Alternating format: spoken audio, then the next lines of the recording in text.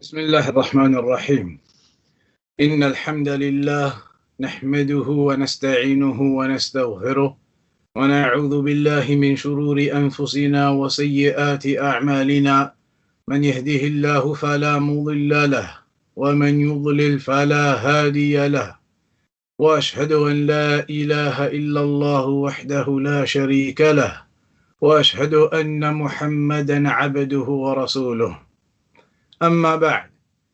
So in the previous couple of sessions in this book, Qawa'id Arba, we had a look at the introduction, and today then, after having done the introduction, we begin with Al-Qa'idah Al-Ula, the first principle. So bear in mind, this particular book has 4 very simple principles within it. And these 4 principles, they explain 4 very basic concepts of Tawhid and Shirk. So by understanding each of these 4 principles, we will have a better understanding of what Tawhid is, what the boundaries of Tawhid are, and what Shirk is, and the definitions of Shirk are. So let us have a look at principle number 1, mentioned by Shaykh Muhammad ibn Abdul Wahab, rahimahullah ta'ala, in this book. He says, Al-Qa'idatul Ula an ta'alama أن الكفار الذين قاتلهم رسول الله صلى الله عليه وسلم مقرون بأن الله تعالى هو الخالق المدبر وأن ذلك لم يدخلهم في الإسلام. He says the first principle that you should know, the kuffar whom the Prophet sallallahu alaihi wasallam fought against, they acknowledged that Allah is the creator and the disposer of affairs. However, that acknowledgement alone did not enter them into Islam.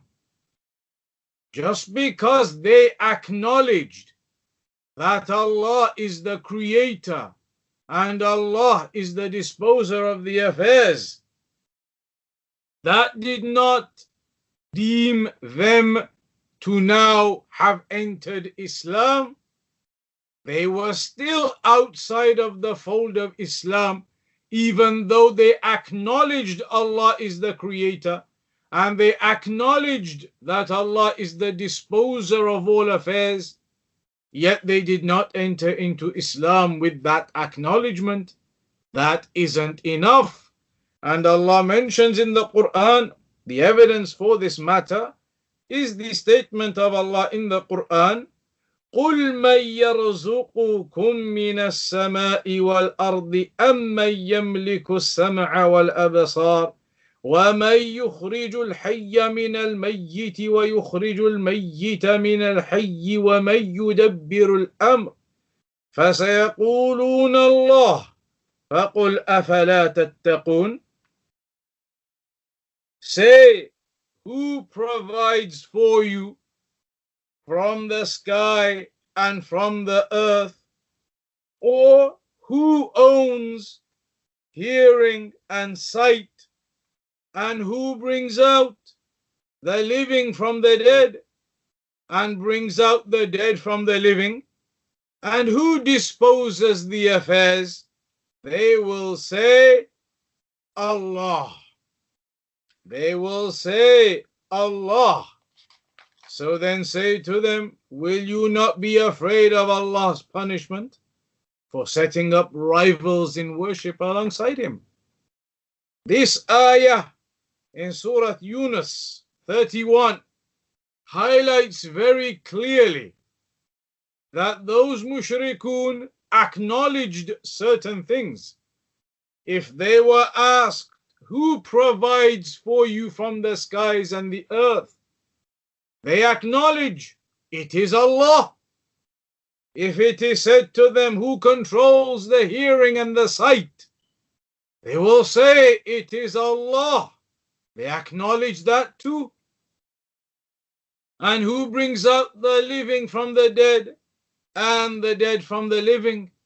They will say certainly Allah.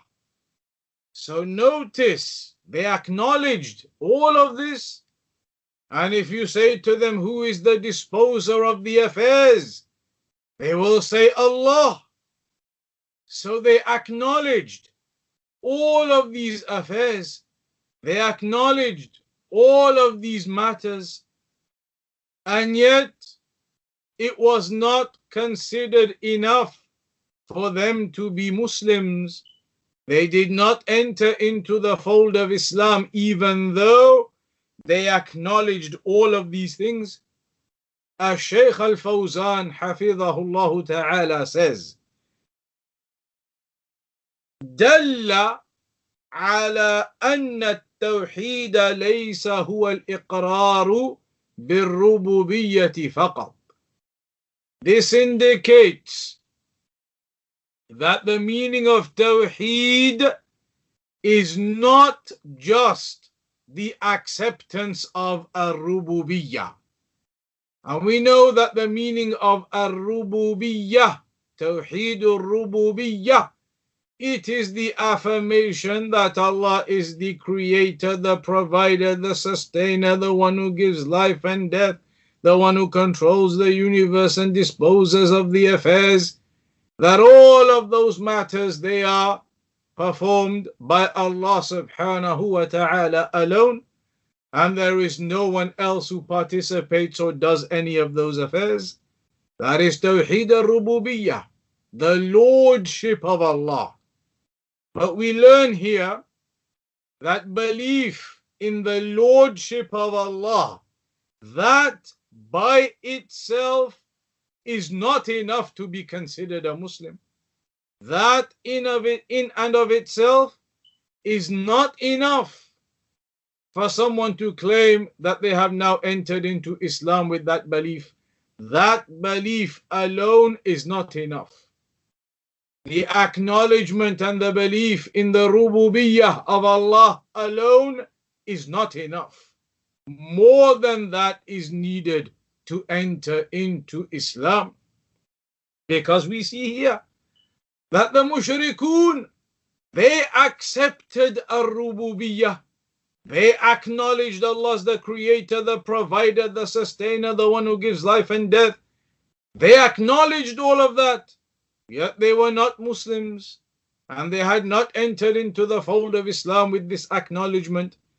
So we learn very clearly, as Shaykh al-Fawzan mentions, acknowledging the rububiyyah of Allah, that alone is not sufficient for a person to be deemed a Muslim, for a person to be considered as having entered into Islam.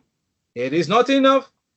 ومع ذلك إقرارهم بتوحيد الربوبية لم يدخلهم في الإسلام.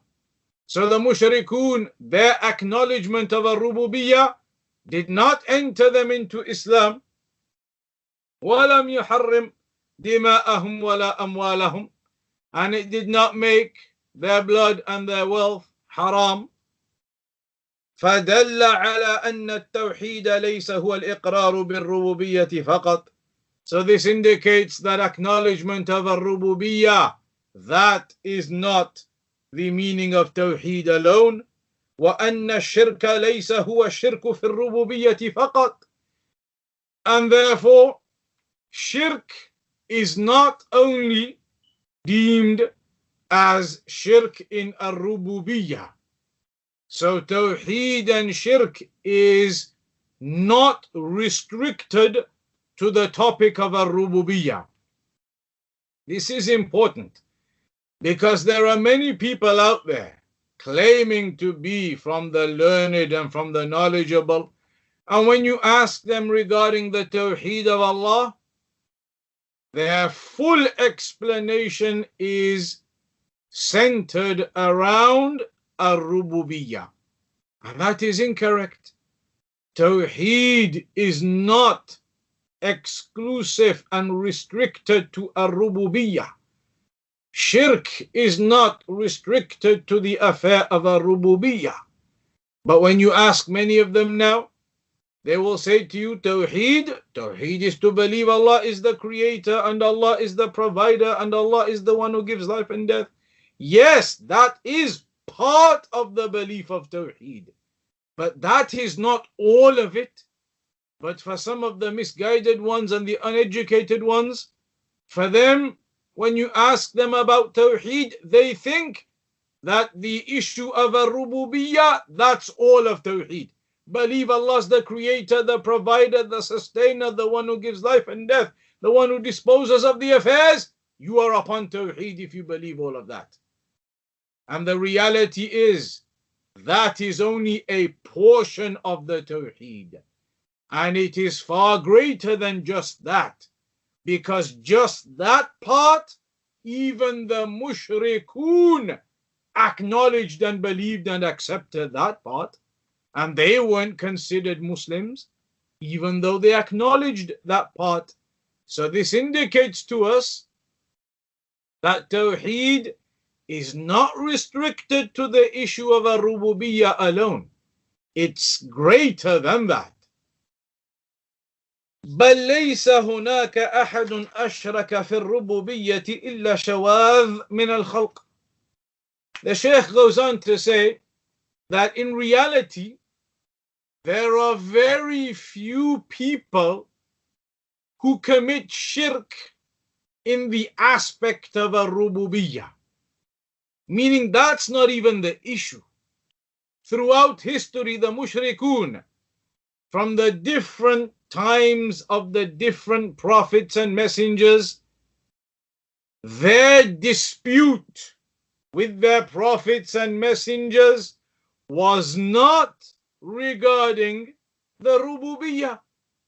The various prophets and messengers that came throughout history, the dispute their people had with them was not that the people refused to believe Allah is the creator. It was not that the people refused to believe Allah is the one who disposes of the affairs, or that Allah is the one who gives life and death, or that Allah is the one who controls. No. Their dispute with their prophets and messengers was not about that. They acknowledged that. Their dispute with the prophets and messengers was something greater or further on from that. And that was the issue of al-uluhiyyah.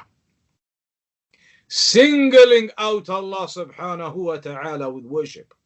Because it's one thing, somebody saying that they believe Allah's the creator, the provider, the sustainer, the one who disposes of the affairs, but then continuing to worship others besides Allah alongside Allah.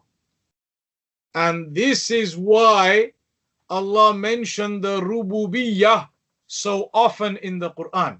You may think, why would the Rububiyyah, the issue of Allah's lordship, be mentioned in the Quran so often? Why? When the kuffar and the mushrikun, they acknowledged it, and their dispute with their prophets and with the Prophet Muhammad sallallahu alaihi wasallam wasn't about the Rububiyyah, wasn't about the lordship. So then why is the Rububiyyah mentioned in the Quran so often then?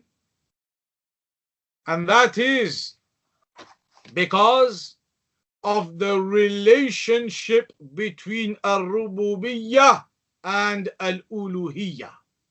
The relationship between Ar-Rububiyyah and Al-Uluhiyyah. Ar-Rububiyyah tastalzim Al-Uluhiyyah. The Tawheed of Ar-Rububiyyah, of the Lordship of Allah, necessitates from you the belief in the Tawheed of Al-Uluhiyyah, meaning singling out Allah with your worship then. Why? Because if you believe Allah is the only provider, Allah is the only sustainer. Allah is the only one who gives life and death. Allah is the only one who disposes of the affairs. Allah is the only one who controls the heavens and the earth and the universe. And all of these other actions that are specific to Allah. You believe only Allah is attributed with all of those actions, specifically Him alone, nobody else. That then necessitates from you that you should be worshipping only Allah in that case. How can you say that you acknowledge only Allah is the creator, the provider, the sustainer, the disposer of affairs, etc., but then go and worship something else besides Allah who you know is not the creator, not the provider, not the sustainer, not the disposer of affairs? How can that be? Makes no sense.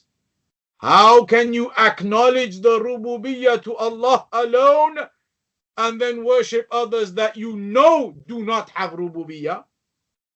That is a refutation of yourself.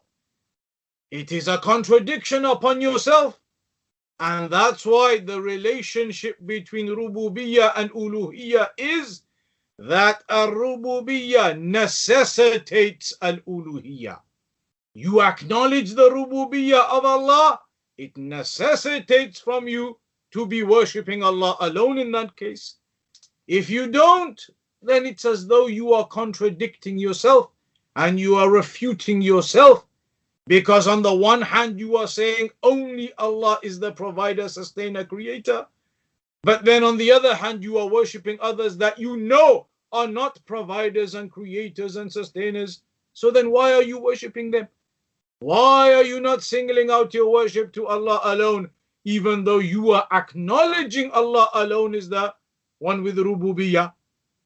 That's why in the Quran, Allah mentions the rububiyyah so often, because it serves as being an establishment of the evidence upon the mushrikun.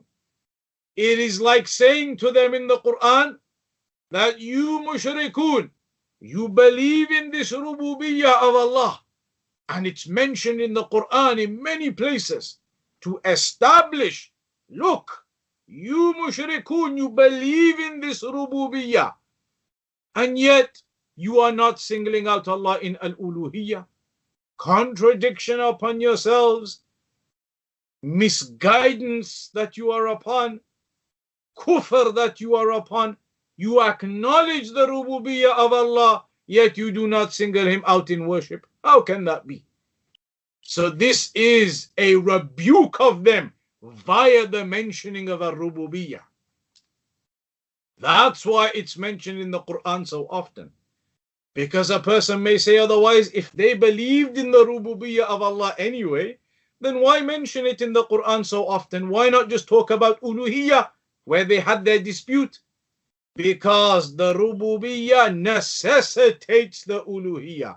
So by mentioning it in the Quran often, it is establishing the evidence upon them that you mushrikun believe in all of this rububiyyah, and yet you're still not singling out Allah in worship. It is establishing the evidence upon them. So that's what's being mentioned here briefly.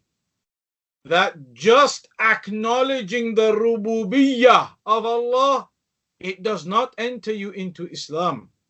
It requires the acknowledgement and the belief in the rububiyyah of Allah, and also the other aspects of Tawhid, al-uluhiyyah, al-asma' wa sifat. And that's why Shaykh al-Fawzan, he highlights here that their acknowledgement of the rububiyyah of Allah, it does not enter them into Islam. If a person says, yes, they believe Allah's the creator, Allah's the provider, Allah's the sustainer, Allah's the one who controls the affairs, they believe in all of that, yet they carry on going and committing shirk and worshipping others besides Allah, then are they Muslim? No. Even though they've acknowledged the rububiyyah of Allah, they are not acknowledging the uluhiyyah of Allah. They are not singling out Allah in worship. even though they acknowledge Allah is the only provider, creator, sustainer. And that's the point. The mushrikun at the time of the Prophet sallallahu alaihi wasallam, they acknowledged the rububiyyah of Allah. That wasn't their dispute. But they did not follow that through with that which it necessitates by then implementing the uluhiyyah and singling out Allah in worship. Rather, they acknowledged the rububiyyah and continued still upon their shirk in al-uluhiyyah, in associating others alongside Allah, worshipping others, calling upon others. And that's why their acknowledgement of a rububiyyah alone, without the uluhiyyah, without the other aspects of Tawhid, it did not therefore enter them into Islam. Acknowledgement of rububiyyah alone does not enter you into Islam. And so, like we were mentioning before, there are many people these days, many groups out there, and you will have them, these types of people who give you these other explanations. In Trinidad, in Tobago, you will find many of them. When you ask them what is Tawheed, their full explanation basically just goes around a rububiyyah. That's it. And that is a deficient explanation. That is not Tawheed by itself. To believe Allah is the creator, the provider, the sustainer, that is only one aspect of the Tawheed. The other aspects are to single out Allah alone, but they know themselves they have issues when it comes to that section. That they believe in all types of intercession with the dead and the shafa'ah and all types of affairs. And so when you ask them about Tawheed, they try to keep it restricted just around the rububiyyah. Tawheed is to believe Allah is the only creator. Allah is the only provider. Allah is the only one who gives life and death. All of it which is true. But it's only a portion of the overall answer. They neglect the rest of the aspects of Tawheed, the critical aspects of Tawheed. So here, the Shaykh highlights that the mushrikun at the time of the Prophet sallallahu alaihi wasallam, they acknowledged al-rububiyyah. Al-Shaykh al-Fawzan says, فلا أحد من الخلق ادعى أن هناك أحدا يخلق مع الله تعالى. He says it's a rare thing for there to be those who claim throughout history that there are other creators besides Allah subhanahu wa ta'ala, أو يرزق مع الله, or that there are others who provide and sustain besides Allah, أو يحيي ويميت, or that they give life and death besides Allah. That's not where the issue was. بل المشركون مقرون بأن الله هو الخالق الرازق المحيي المميت المدبر. The mushrikun, they believed and they acknowledged Allah is the creator, the provider, the one who gives life and death. In the Quran, in Surah Luqman, ayah number 25, وَلَئِن سَأَلْتَهُمْ مَنْ خَلَقَ السَّمَاوَاتِ وَالْأَرْضَ لَيَقُولُنَّ اللَّهُ. That if you were to ask them, who created the heavens and the earth, they would say, surely it is Allah.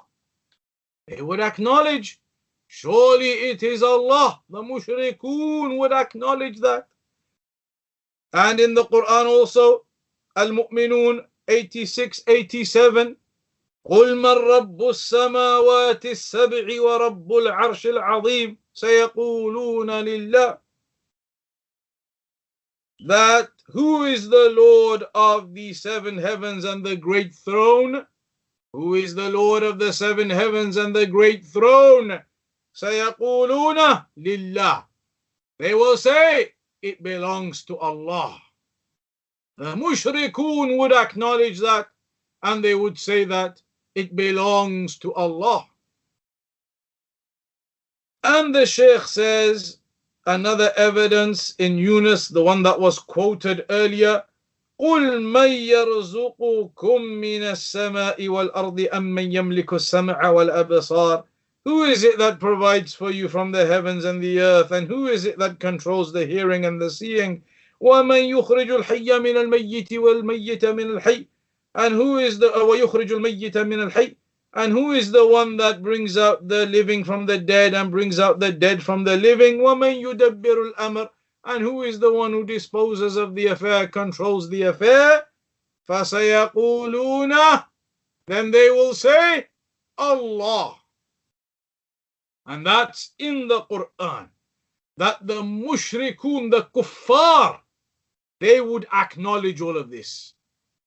So bear in mind, the dispute wasn't that the mushrikun refused to believe in Allah and believe that Allah is the creator and the provider and the sustainer and the one who gives life and death. That wasn't the dispute. They believed that, they acknowledged it. The dispute was after that, what it necessitates, that you must therefore worship Allah alone.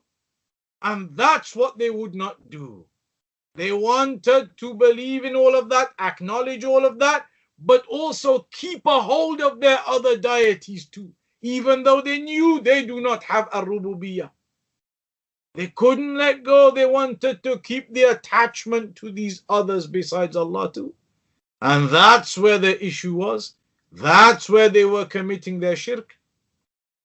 So be aware, because it is something which is very important for our time today. And as Shaykh Al-Fawzan himself mentions it, he says that there are people today who attempt to restrict all of this to just ar-rububiyyah, and that is not the correct understanding of Tawhid.